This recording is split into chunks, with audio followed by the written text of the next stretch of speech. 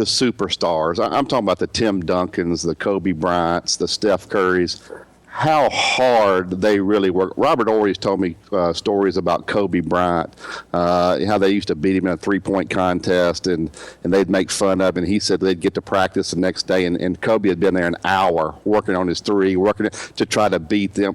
This is what makes those guys so different, the superstars that just work their tails off.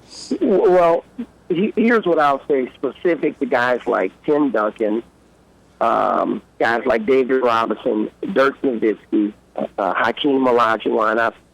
I've played with a lot of superstars, and what they all have in common. Every training camp back then, you had two practices pretty much a day throughout the month of October. Now they've cut it back here recently, where you only can practice 5 or 6 days, but every 2 a day. If practice was at 10 o'clock, those guys are on the court at 8. So they would have their own 2-hour pre-practice routine before practice.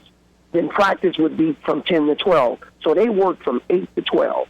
And then if the second practice is at 6, then their pre-practice routine starts at 4. So then they would be on the court from 4 to 8.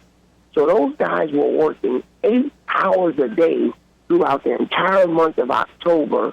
And it was just, it really was a great motivation for me to get out there and be a part of that same routine. And those guys continued, that routine, not so much during the 82-game schedule, but they continued to always put in extra work. And it was amazing to see how that translated into their performance on the court.